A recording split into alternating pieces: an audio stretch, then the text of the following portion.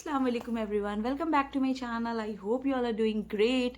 सो बहुत सारी क्वेरीज थी डिफरेंट डिफरेंट टॉपिक्स को लेकर के, तो मैंने सोचा कि क्यों ना एक ही वीडियो में आंसर्स दे दिया जाए ताकि आपको चीज़ें क्लियर हो जाएं। तो सबसे पहले और सबसे ज़्यादा पूछे जाने वाला सवाल ये है कि दिल्ली एम्बेसी में वीज़ा डिले क्यों हो रहा है। उसका रीज़न है रश।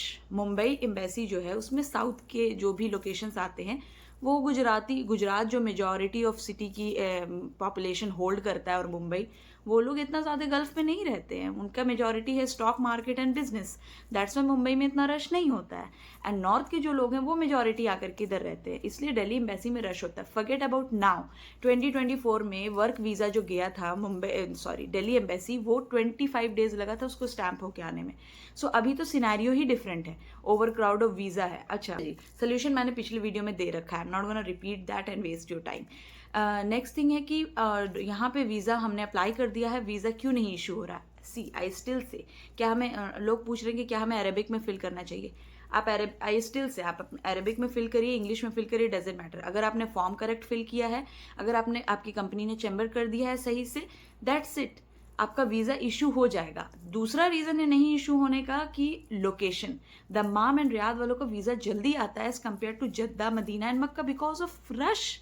वहाँ पे ज़्यादा वीज़ा अपलोड होते हैं, तो उनके टाइम लग रहा है इशू होने में। हाँ, ये जो टाइम अभी लग रहा है ये बहुत ज़्यादा लग रहा है, क्योंकि अब बकरीद से वीज़ा जो था हज की वजह से बंद था, and that's the reason over people are applying the visa and more people are applying the visa, and that's the reason it's delaying. तो अगर आप अपनी फैमिली को डिले नहीं करवाना चाहते तो आपके पास ऑप्शन है उम्रा वीज़ा। मेरे से बहुत सारे लोग क्वेरी कर रहे हैं टूरिस्ट वीज़ा के लिए। टूरिस्ट वीज़ा दिल्ली एम्बेसी में लास्ट 25 डेज से पड़ा हुआ है, वो स्टैम्प नहीं हुआ है। So I will not guide any of my viewers to go for tourist visa. मेरे से जो आ रहे हैं कि आप टूरिस्ट वीज़ा अप्लाई कर दीजिए या स्टैम्प, मैंने कहा मैं नहीं करा सकती, क्योंकि ऑलरेडी 25 डेज से प्लस हो गया, वीज़ा इशू ही नहीं हुआ है। So what's the point. Now next query, ये मैं उम्रा वीज़ा क्यों नहीं इशू कर रही हूँ जिनका कोई रिलेटिव या फ्रेंड्स यहाँ नहीं रहता है, और क्या उम्रा वीज़ा हम लेके जद्दा एयरपोर्ट जा रहे हैं तो हमें कोई नहीं पकड़ेगा। सो सी, सिद्रा सर्विसेज का मतलब है ट्रस्ट एंड ट्रांसपेरेंसी। मैंने इसलिए रेट्स भी क्लियर कट वीडियो पे आके बताया है। शायद ही कोई उम्रा वीज़े की प्राइस अपनी एजेंसी की इस तरह से बताता हो, अपनी सर्विसेज की प्राइस इस तरह से बताता हो। सो मैं वीज़ा क्यों नहीं इशू कर रही हूँ, क्योंकि सी, आपको लेट्स जस्ट अंडरस्टैंड, अगर आप ओवर स्टे करते हो तो आपको डिपोर्ट किया जाएगा।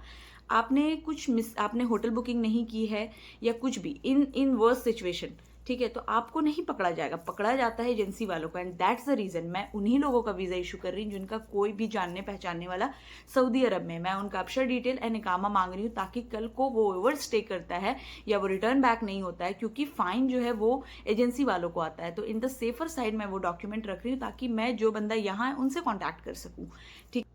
अब रही बात, ये कुछ कमेंट्स मैं अटैच कर रही हूँ, आप चेक कर सकते हैं। लोगों ने स्मूथली जद्दा एयरपोर्ट से पास किया है, और मैं एक ट्रिक दे रही हूँ। मैं अपने जो मुझसे वीज़ा ले रहे हैं या ऐसे भी जो लोग पूछने आ रहे हैं, मैं ऐसे भी अभी ओपनली बता रही हूँ।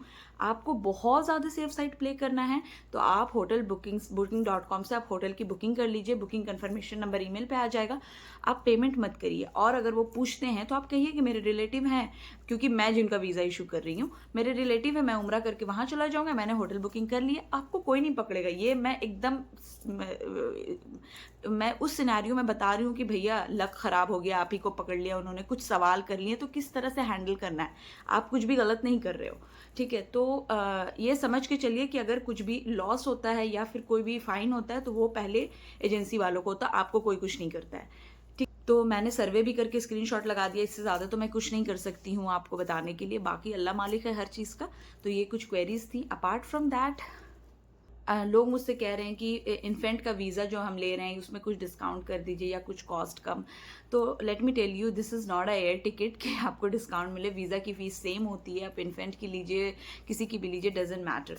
हाँ, ensure, that's it, please understand. Already I am not charging so much according to me, may be you have a different perspective, but मैं अगर आपको थ्रू आउट गाइडेंस दे रही हूँ, कोई फ्रॉड नहीं है, चीज़ें ट्रांसपेरेंट है तो there will be a price tag for that. Refund मिलेगा, मुझे अब वीज़ा नहीं चाहिए, विजिट वीज़ा लोग कह रहे हैं, तो हम और वेट नहीं कर सकते। तो देखिए, आपका वीज़ा जब तक दिल्ली एम्बेसी में जब तक वो अप्रूव या रिजेक्ट ना हो जाए, आपको रिफंड नहीं मिल सकता है। आपको वीज़ा वहाँ से पुल आउट करवाना है तो you have to talk to Tasheer, you have to send them email for the refund.